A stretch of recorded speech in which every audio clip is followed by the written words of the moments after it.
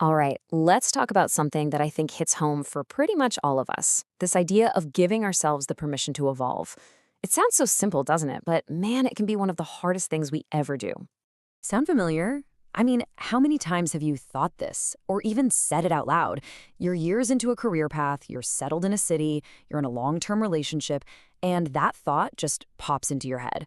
It's this feeling that you're locked onto a track, and there's just no getting off, like you've passed the point of no return. And that's really the heart of it, isn't it?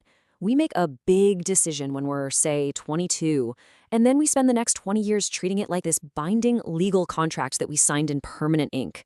A contract with a version of ourselves that doesn't even exist anymore, but we feel like we have to honor it, no matter what. And we are constantly reinforcing these contracts with our own inner voice. We tell ourselves things like, well, I already chose this, which is really all about the time and energy we've already sunk into it. Or the big one, this is just who I am now.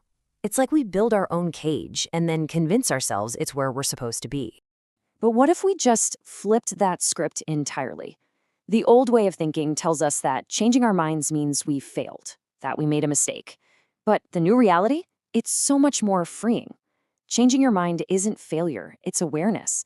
It just means you've learned something new about the world, and maybe more importantly, you've learned something new about yourself. And this shift in thinking also changes the emotional baggage we carry around.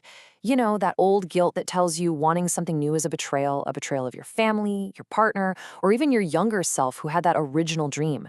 The new perspective says, nope, it's not betrayal at all. It's honesty. It's being radically honest about what you want right now. And that's probably the most authentic thing you can possibly do.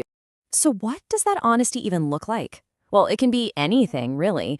It's giving yourself permission to say, you know what, this constant sprint isn't making me happy. I want a different pace. It is absolutely okay to want a different life. And it is more than okay to take that old definition of success you were handed and just toss it out the window for one that actually fits who you are today. I mean, really think about this. Picture yourself 5, maybe 10 years ago.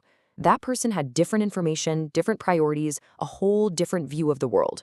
You don't owe that person the rest of your life. You're not obligated to fulfill the dreams of a ghost. And this is how we should look at our past selves, with a little compassion. Your past self wasn't foolish or naive. They were doing the absolute best they could with what they knew at the time.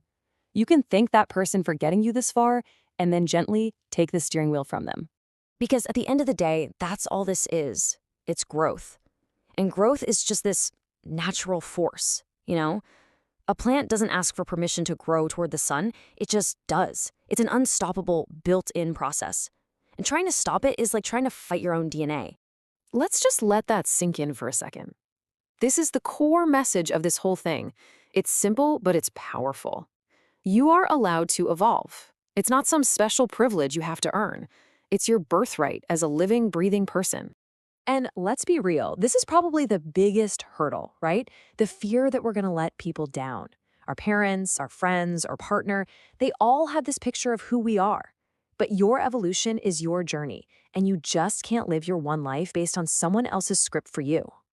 The other giant hurdle? Your own fear. Of course it's scary. Change is terrifying. The life you know, even if it's kind of miserable, can feel so much safer than stepping into the unknown. But growth and comfort, they almost never live in the same house. Just admitting you're scared is a huge part of the process. Because when we do choose to ignore that little pull toward something new, when we decide to just stay put because it feels safe, there's this profound hidden price to pay. It's not some loud, dramatic explosion. It's a quiet fade. It's the slow motion erosion of your own spirit. It's the person you could have become slowly disappearing. That's the real cost, the life that was waiting for you. So I'll leave you with this question to think about.